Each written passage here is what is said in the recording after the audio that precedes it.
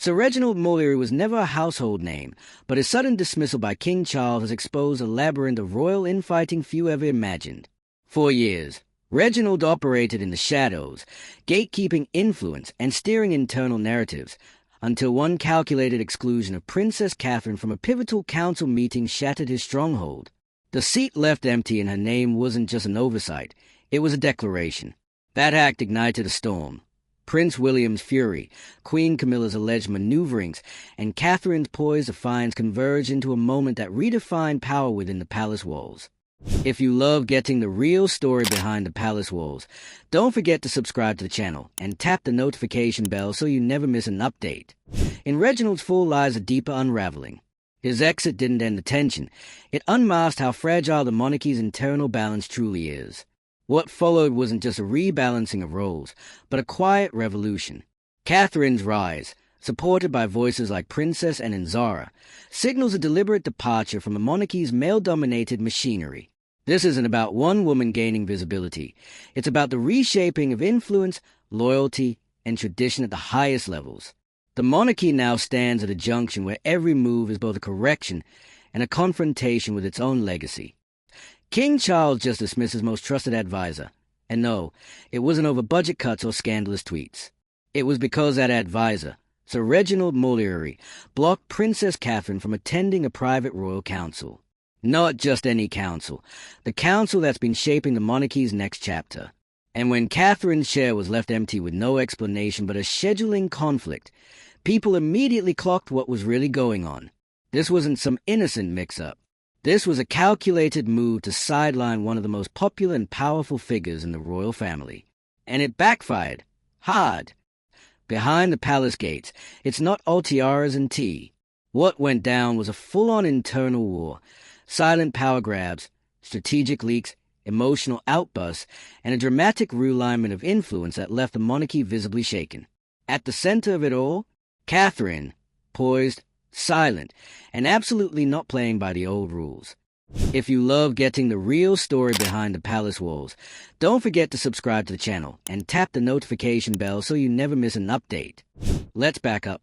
The private council meeting was supposed to be a closed-door strategy session, the kind of event where every seat is intentional. So when Catherine, the Princess of Wales, was mysteriously absent, despite reportedly being invited, people noticed. Fast. The official explanation? A vague scheduling conflict. But sources close to the palace say her attendance was blocked, on purpose, by Sir Reginald Moriarty, King Charles' longtime advisor and the behind-the-scenes gatekeeper who's been steering royal affairs for decades. Reginald has been part of the royal machine for years. He's the kind of guy who knows everything before it hits the papers, who can pick up the phone and shut down a story before it starts trending. But that kind of power comes with its own agenda. And according to multiple leaks, Reginald didn't just keep Catherine out. He allegedly orchestrated efforts to limit her influence across the board. Anonymous tips, selective leaks, even delays in briefing documents. His fingerprints were all over a quiet campaign to marginalize the Princess of Wales right when her star was rising. And it didn't stop with Catherine.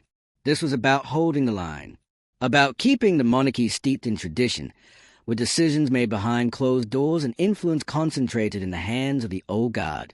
Catherine, by contrast, represented something very different: visibility, empathy, and modernization. And that made her dangerous to people like Reginald. Then came the tipping point. Sources say the moment Charles found out the seat left empty at the council was Catherine's, it triggered a rare confrontation. For years, Charles had relied on Reginald as his inner circle confidant. But this crossed a line. The king reportedly told Catherine she was like a daughter to him, a moment of emotional vulnerability that stunned everyone in the room. And just like that, the trust Reginald had built for decades crumbled. He was dismissed shortly after. That decision wasn't just about Catherine. It was a signal, a line in the sand. The old power brokers were no longer calling the shots. Charles was choosing a new path and a new set of allies. But not everyone took the news gracefully. Prince William, who has always been protective of Catherine, absolutely lost it. Sources say he stormed into Clarence's house in a fury, confronting Charles face-to-face and accusing him of betraying both Catherine and the future of the monarchy. It wasn't just a personal attack. It was a generational clash. William wasn't just furious about his wife's exclusion. He was calling out a system that had enabled people like Reginald to operate unchecked for too long. The optics were bad. Really bad. And Catherine, she said nothing. Publicly, at least. But what she did do next sent shockwaves through the institution. Just days later, she made a surprise appearance at a charity event, alone. She stepped out in a sleek black gown that immediately drew comparisons to Princess Diana's now iconic revenge dress. She walked past the cameras with calm confidence. She refused to be seated next to Queen Camilla. No statement, no speech, just silent, composed defiance. It was the clearest message he could have sent. I see what's happening. I'm still here, and I won't be pushed aside. The public rallied. The press lit up. Commentators called it a quiet revolution in real time. Support poured in from across the spectrum, not just in the UK, but globally. The narrative had shifted. Catherine wasn't just a royal spouse. She was now a symbol of dignity, modernization, and strategic strength. Charles moved quickly.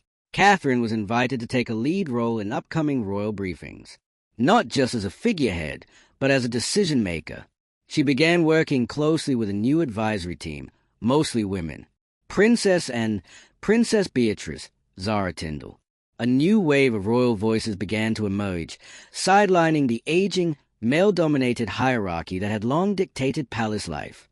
But just as things seemed to stabilize, the shadows stirred again. A personal letter from Catherine's private correspondent suddenly leaked to a foreign tabloid. The source? Traced back to a company registered under Reginald's name. A shell firm, buried deep in overseas paperwork. If the connection holds, it suggests Reginald's influence didn't end with his dismissal. His network, loyal aides, former insiders, sympathetic press contacts, may still be active, operating behind the scenes, undermining reform, watching, waiting. The leak wasn't just embarrassing. It was a threat, a warning that the palace's internal battles weren't over. That even dismissed, Reginald could still pull strings from the dark. And that's what makes this moment so precarious. Because while the public sees Catherine rising, while Charles tries to reshape the monarchy in real time, there are still forces pulling in the opposite direction. Loyalists to the old ways. People who see modernization as weakness. Who believe monarchy should be quiet, controlled, and far from public scrutiny. And they are not giving up without a fight. This isn't just a story about one advisor getting fired. It's about the future of the British monarchy hanging by a thread. Every move, every appearance, every leak, every internal whisper carries weight. The cracks are already visible. And unless something changes, those cracks could split wide open. Catherine's new public role isn't just symbolic. It's strategic. It represents a shift from monarchy as pageantry to monarchy as relevance. She's forging connections with the public, reshaping narratives, bringing visibility to issues that matter. And in doing so, she's challenging the very foundation of royal tradition. That terrifies the old guard, because if Catherine can redefine what royalty looks like, what happens to those who built their power on secrecy and control? This whole episode, the exclusion, the leak, the firing, the fallout, has exposed just how fragile that foundation really is. The monarchy may look polished on the outside, but internally, it's a battleground of egos, loyalties, and legacy. King Charles's health, his ability to lead, and his willingness to stand by reformers like Catherine will determine how this all plays out. If he falters, or worse, reverts, this could spiral. The institution is vulnerable, and everyone inside knows Catherine is playing a long game. She's not giving sound bites or explosive interviews. She's walking into rooms with her head high, speaking through action. Her silence is louder than words, and it's shaking the palace from the inside out. And let's be honest, we've seen this playbook before. A popular royal woman, a palace full of whispered sabotage, a media cycle hungry for division. But this time, the ending might be different. Because this time, she's not alone. She has allies. She has the public. And more importantly, she has the power of strategy. So what happens next? Does the monarchy bend with the times, or break under the weight of its own resistance? One thing's certain, the crown is no longer the only symbol of power in the palace. And if this drama is any indication, we're witnessing a full-on transformation, one silent power move at a time. If you're still reeling from the royal chaos, you're not alone. What do you think? Is Catherine the monarchy's last hope for survival? Or is this just the beginning of an even deeper unraveling? Hit that like button if you're here for the drama. Drop your thoughts in the comments. And subscribe for more breakdowns of the stories they really don't want us to talk about. And just when you think the storm might be settling, it only gets messier. Because here's the kicker, Reginald's fall didn't fix the deeper issue. It exposed it. His dismissal might have made headlines, but it didn't erase the years of manipulation he embedded into the palace's operations. We're not just talking about one man's vendetta against Catherine. We're talking about an entire system built to resist change. And now, with Reginald officially out, that system is scrambling to protect itself. Behind palace doors, insiders say there's an ongoing realignment effort. Sounds harmless, right? Except, in royal speak, that usually means alliances are shifting, people are being moved or removed, and unofficial loyalty tests are happening in real time. Those who were once safe in Reginald's orbit are suddenly exposed, and many of them are reportedly panicking. Some are already being reassigned. Others are trying to cozy up to the new power centers forming around Catherine and her allies. But not everyone's playing nice. The leaked letter traced to Reginald's network was more than a breach. It was a declaration. A signal that the old guard isn't retreating quietly. Even without formal roles, the power they held doesn't just vanish overnight. They know how to leak. They know how to spin. They know how to whisper just enough into the right ears to keep doubt alive. And that's exactly what's happening. Subtle smears have started appearing in fringe tabloids. Little digs about Catherine being too ambitious or disruptive. Critics trying to paint her as a divisive figure rather than a modernizing one. It's not overt character assassination. It's quieter, nastier. The kind of slow-burn narrative damage palace veterans excel at. But here's the thing. Catherine's not playing defense. In response to the letter leak, there was no statement, no scandalized press conference. Instead, she doubled down on public appearances, this time flanked by Princess and Zara Tindall. It wasn't just a show of unity. It was a message. The next generation of royal women isn't going anywhere, and they are not asking permission to lead. Princess and the monarchy's unsung backbone reportedly advised Catherine to keep moving, keep working. The two share more than a title. They understand the cost of duty and the weight of silence. And now, with Beatrice and Zara stepping into more visible roles, we're watching a quiet but unmistakable pivot. The monarchy's most effective operators aren't the ones yelling the loudest. They are the ones refusing to be pushed. And yes, Queen Camilla's role in all this? Delicately complicated. While Catherine avoids any direct confrontation, insiders say her refusal to sit beside Camilla at that charity event was intentional. Not petty, not theatrical. Intentional. A strategic distancing that said more than any public address ever could. Their dynamic has reportedly grown tense, especially with Camilla's own loyalists feeling threatened by the rise of Catherine and her new alliances. For now, the palace is keeping them on separate schedules as much as possible, but even that creates headlines. The optics are clear. The crown may be worn by Charles, but power is being contested, and Catherine is quietly winning that war. That's not to say it's over. Far from it. Because while Catherine gains ground, the institution itself is under pressure. Externally, there's a growing expectation for transparency. The public isn't as easily swayed by photo ops and curated press releases anymore. People want honesty. They want accountability. And they can smell PR damage control from a mile away. The palace knows this, which is why the leaks are so dangerous. Every anonymous tip, every source close to the royals, chips away at the fragile narrative the monarchy is trying to maintain. It's a balancing act, Project Unity while quietly managing chaos behind the scenes. And all of this is happening with King Charles' health quietly looming in the background. He is still very much in charge, but insiders say the stress of the internal conflict, combined with the mounting responsibilities, is weighing heavily. His decision to dismiss Reginald was bold, but it came with a cost. He lost a lifelong confidant. He fractured part of his internal team. And he opened the door to a power dynamic he can't fully control. Because Catherine's influence isn't just rising within the palace, it's exploding in the public sphere. Every appearance, Every photo, every moment of calm amidst chaos only cements her place further in the hearts of the public. And that makes her untouchable in a way few royals ever are. She doesn't need to fight with words. Her power is in her restraint. And the institution is now in a bind. They can't fully support her without alienating the old guard, and they can't sideline her without backlash. So where does that leave the monarchy? In limbo, suspended between tradition and transformation, between loyalty to a fading order and the rising tide of modern influence. The cracks are visible, and the players are shifting. But the biggest question remains, can they hold it together before it all slips out of their control? Because let's not forget, Reginald's network still exists. The leaked letter proved that. And if those loyal to him are willing to leak private correspondence just weeks after his exit, what else might they be sitting on?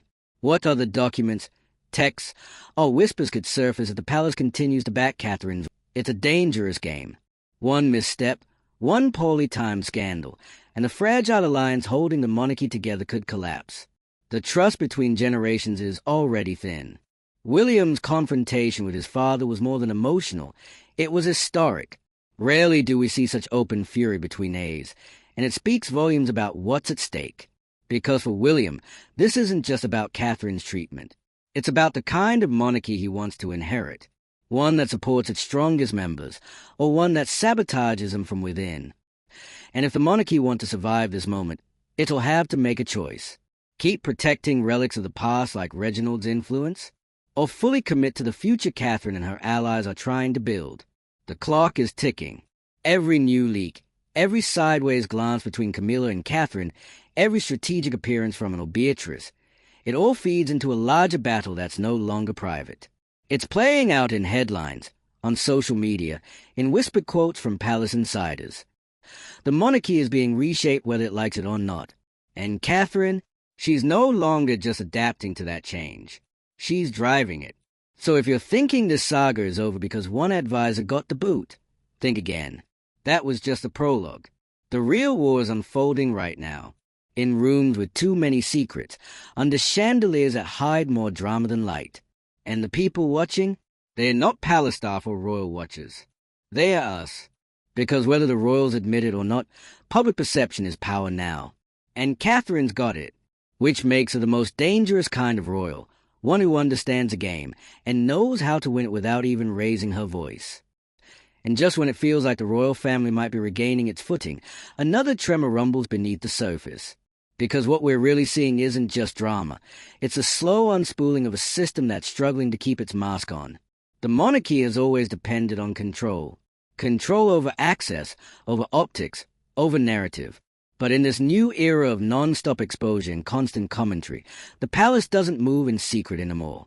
Every calculated slight, every internal rift gets noticed, dissected, viral. Catherine's exclusion from that private council wasn't just a misstep. It was a siren, a red flag so bright it blinded even the most loyal royal watchers. It showed the public, in real time, that the institution still hasn't figured out how to handle a powerful woman who refuses to play. And here's the irony.